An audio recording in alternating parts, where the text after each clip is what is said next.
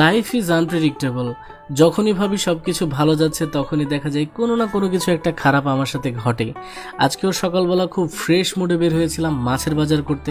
আর আজকের দিনটাতে কিন্তু মাছের বাজারে সবচেয়ে বেশি ভিড় থাকার কথা, কারণ আজকে বলতে গেলে এটা হাটের দিনের মতো। এখানে সবচেয়ে বেশি মাছ বসে এবং বিভিন্ন ভ্যারাইটির মাছ পাওয়া যায়।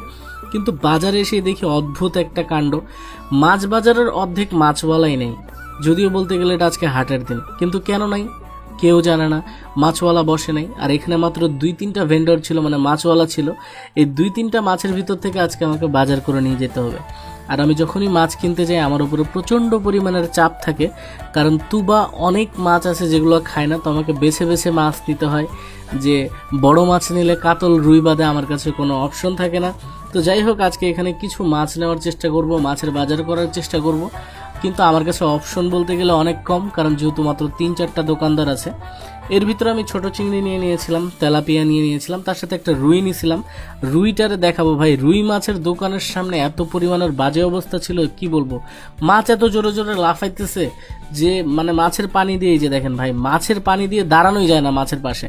তা আমি রুইটা নিয়ে নিয়েছিলাম, অ্যারাউন্ড রুইটা মনে হয় 1.5 কেজি 2 কেজির কাছাকাছি ছিল।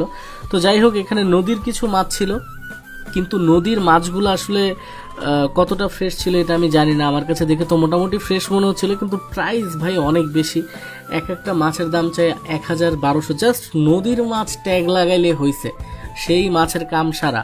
তো এখান থেকে আমরা 3-4 পদের মাছ নিয়ে নিয়েছিলাম এবং বাজার থেকে বের হইতে হইতে আমার অবস্থা খুব টাইট হয়ে গেছিল। তো আমি এখানে 3-4 পদের মাছ নিয়েছিলাম। আর এটা ছিল আজকের ছোটোখাটো একটা বাজারের ভ্লগ। আশা করি ভিডিওটা আপনাদের ভালো লেগেছে। নতুন কি দিব ভাবতেছি, ভ্লগ কন্টেন্টের আইডিয়া বানাতেছি। তো আইডিয়া আসতে আসতে কিছু না কিছু তো পেজে দিয়ে অ্যাক্টিভ রাখা লাগবে, এই জন্য এই ভিডিওটা দেওয়া। আজকের মতো এখানেই বিদায়, আল্লাহ হাফেজ।